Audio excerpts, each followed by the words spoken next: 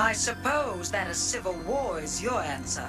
Better that we die on our feet than live on our knees. The 90s X-Men series. It's one that occupies a special space in the hearts of some fans. And for some, it was their introduction to X-Men. And as a result, certain costumes, characters, motivations, just all of that universe. For some, it helped form a picture of how the X-Men should be, and it would leave an impact on the series moving forward in terms of adaptation and overall development. Now, that's not to say it's flawless. Indeed, it has many flaws that are easily cataloged. If one is to compare this series to some others that came out in the 90s, there are many ways in which it does not hold up, particularly in the animation department, as animation budget was a struggle for this series from the get-go. It does its best, but there are moments when it looks pretty cheap. While for some it makes up for that in heart, enthusiasm, and storytelling, for others it's too much. The voice acting's over the top, and the storytelling isn't their cup of tea, particularly as the series often does its own thing and avoids direct adaptation. The 90s X-Men series attempts to tackle many key storylines, but it makes a lot of changes. This through combining things, moving things around, or just going for their own take. Some of these changes were born out of necessity, for example because they're utilizing different X-Men than were in the original stories. Others are changed because they're happening at different time periods, or different stories are being mushed together. Sometimes it was just for lack of time. However, there are some episodes that stick a bit closer to the source than others, as is the case with the third episode of season 1, Enter Magneto. This episode first aired November 27th of 1992 and was written by Jim Carlson and Terrence McDonald. It was directed by Larry Houston, who directed every episode. The story it's adapting loosely, emphasis on loosely, although not as loose as some others, is X-Men #1. That issue came out in 1963. Because Magneto appeared in the very first issue, he was the first villain they ever fought. Issue #1 was written by Stan Lee, with art by Jack Kirby, inks by Paul Raymond. And in that story, we're decades before the backstory and history between him and Charles, and we're also far out from his own backstory with the Holocaust. A lot of things would evolve and grow with the X-Men over time. Now, the episode in question is already on the previously on X-Men train, which is an iconic part of the series along with the theme. But more than just being something they said almost every episode, this would come to characterize an aspect of the series, meaning that pretty much every episode had an interconnected backstory, leading to a heavily serialized feel, and also one where it felt like every episode mattered. However, it was still contained in a format where the main crux of the episode wrapped up inside of it, for the most part. And then you would have B and C threads that would continue on. So there was always some new plot point to move towards. And then you would have rare box style episodes where it would just be one thing, and those would be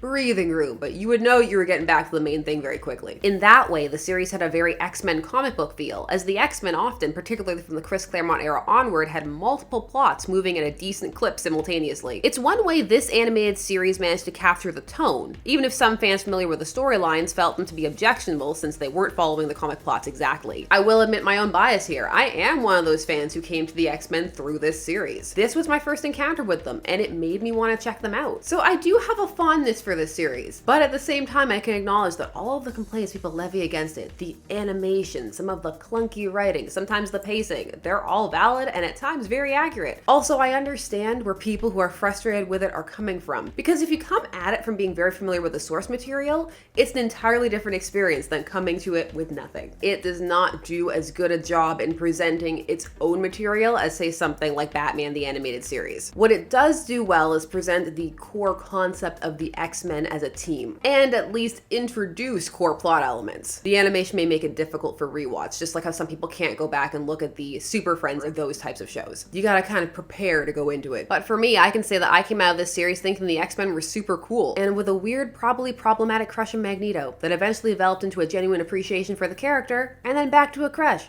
Thanks, Michael Fassbender. What can I say? I liked his voice in this series. If Charles Xavier dreams of peace between human and mutant, his vision will soon become a nightmare. Share your odd cartoon crushes if you had them down below. Or be that person who says never because they're cartoons. You're welcome too. The recap for this episode sets up the core threads that will be followed up upon. The most important is that Hank McCoy, aka Beast, was arrested. He's awaiting trial to show that mutants are willing to cooperate within the human or Homo sapien justice system. It's one of the many ways Xavier's methods and his philosophy are shown to differ from Magneto, who enters this episode, yeah, he enters it, attempting to break Beast out of prison and pull him to his side. My trial serves a purpose.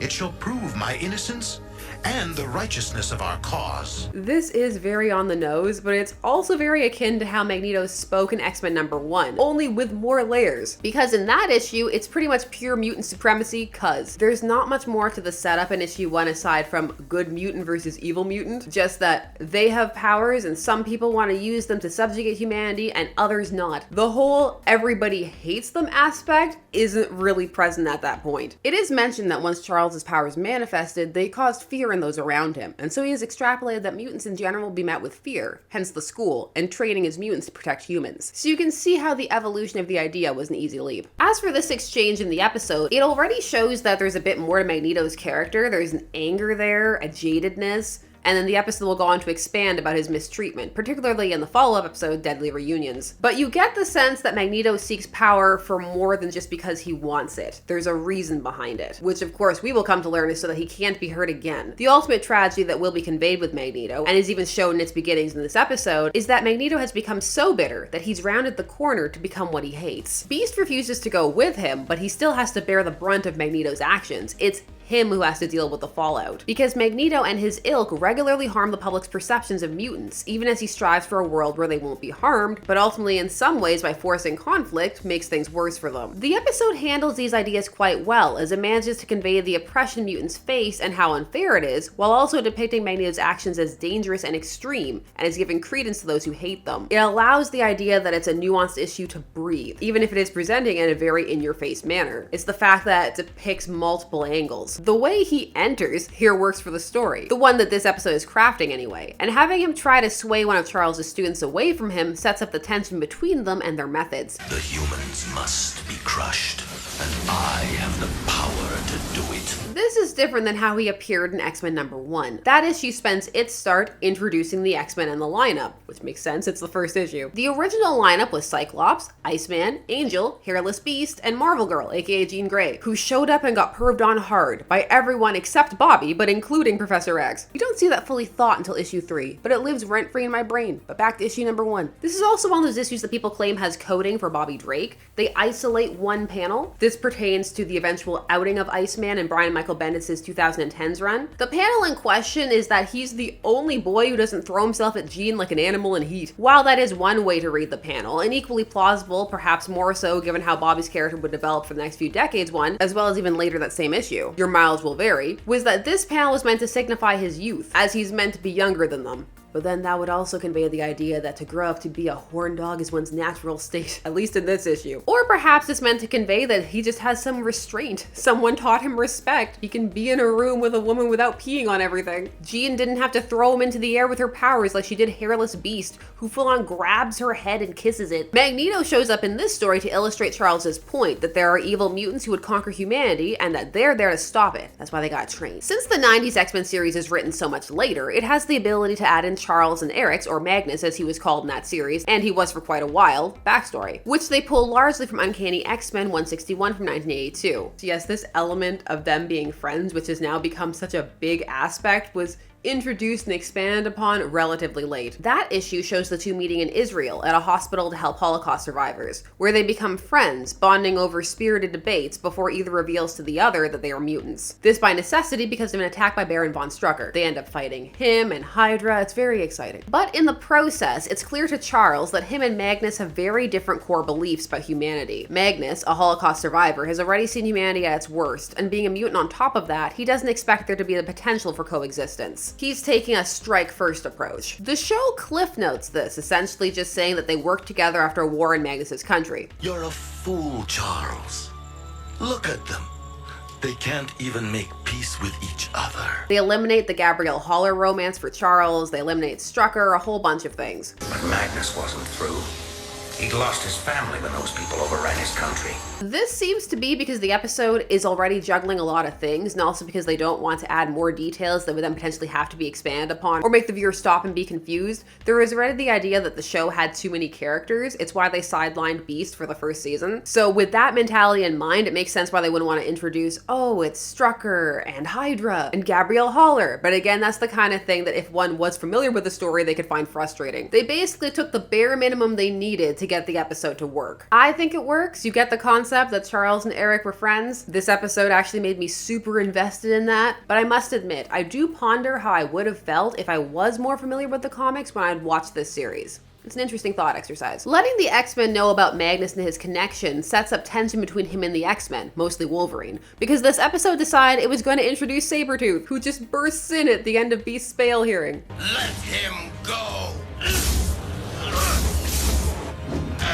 Sabertooth did not originally play into this. He was introduced in comics in Iron Fist number 14 in 1977, but he didn't take off as a villain for him. He would achieve more success as an antagonist for Wolverine, and Claremont famously was imagining that Sabertooth would be his father. That did not happen. The first fight between Wolverine and Sabertooth was not in this context, although you could argue that there are some elements from Wolverine series, specifically around 90, where Sabertooth is imprisoned by the team, but the context and tone are different. Everybody at that point knows Sabertooth is dangerous. In this, they don't know anything about Sabertooth. So that's our B plot, that Sabertooth is being kept at the mansion and Wolverine doesn't want him to be there. He just tells them that he's bad, but he won't tell them why, because why tell people things? They might help you. But you don't know him. He can't stay here. Magneto in this episode is trying to both hurt humanity and also provoke them into what he views as an inevitable clash between the Homo sapiens and Homo superior. And to that end, he sets off launching a bunch of nuclear missiles, which is also what he was doing in the comic. The human race no longer deserves dominion over the planet Earth. The days of the mutants is upon us.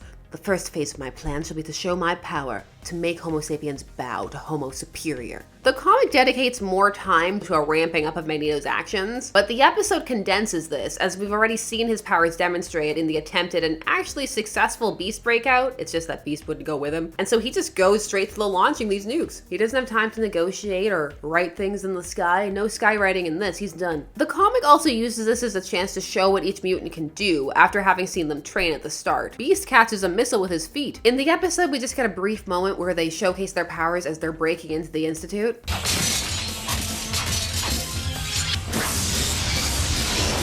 But what we get more of is Magneto attempting to talk to them and basically tell messages to Charles through them. Come quietly or be taken. And I hope you want to be taken. Another significant difference is that in the comic they defeat him, and in the episode they don't. They have to stop the missiles, which are treated as a bigger deal. Storm is even willing to sacrifice herself to take them out. Or rather, not a bigger deal in the existential nuclear warheads could kill us all, but more in that this is difficult. Xavier has to connect with Storm's mind and show her another way to stop them without just sacrificing herself for them. The X-Men who go to confront Magneto in this episode are Wolverine, Cyclops, and Storm, which of course is different from that first issue because we have a different lineup. The lineup utilized for the 90s television series was more akin to the blue team from the Jim Lee X-Men era of the 90s, wherein there were two teams for a bit. This is also where you're getting the costume designs from. The other team of this era was the gold team. The blue team was led by Cyclops, the gold by Storm. On blue, we had Cyclops, Wolverine, Psylocke, Beast, Rogue, Gambit, and Jubilee. On gold was Storm, Jean Grey, Colossus, Iceman, Archangel, and Bishop. So there's a mix from both, but it leans a bit more blue. The Enter Magneto episode ends with Storm stopping the warhead while Magneto observes them. You and your mutants protect the humans who seek to destroy us. Why? Why have you turned against your own kind? And of course, the to be continued. But Deadly Reunions isn't adapting from X-Men #1, so we're gonna leave that to the side for now. So on the whole, this episode takes some base plot elements from everything it directly references. What Magneto is doing, his past, and then it marries it with its own original plot lines and the stuff it already started from the first episodes, because it is adapting some comic plot lines in those first episodes as well. So everything kind of becomes a Franken hodgepodge. And all of this is presented against the rising tensions between mutants and humans. As an adaptation of either comic story, it's not the strongest. As a vehicle for conveying the character of Magneto, his motivations and position in the X-Men universe, it does well. You get to know exactly who Magneto is, what he wants, some of his history, and then it'll be even further fleshed out in the next episode. And you also get to see why he's a threat to humans, to other mutants, the X-Men specifically, and Charles. In many ways, he's a threat to Charles because Charles cares about him. While the character work in the episode can be praised, it's not to say that the episode's perfect. Like most, the editing is choppy and the cuts are abrupt. I know, insert "so are yours" jokes here. But the way it's edited can lead some scenes to feel rushed, even when they're actually not. While some action sequences are exciting, others don't have the required frames, and so either some are reused, or there are quick cuts, or there are close-ups utilized with sound effects in the instead of action happening on screen. And the implication is that it's happening off. Where's the blasted switch? So the animation does not match the scope of action that is meant to be conveyed. While the dialogue says everything it needs to, at points it leads heavily into just being exposition. And how interesting and profound one finds it will depend upon their foreknowledge and patience. For this series, this is a strong episode. It's clearly flawed though, and I love it anyway. What do you think of this episode, of this series? Do you agree with my assessments? Do you disagree? Is it just time to talk about X-Men Evolution or Wolverine and the X-Men? Give those shows some airtime, dadgummit. Tell me your thoughts down below. While you're down there, please do all the YouTube things. Like, share, comment, subscribe. Hit that bell notification so that you never miss a vid. Thanks so much for taking spend our day spent discussing comics with me. I always appreciate it, and I will see you again soon. Bye-bye.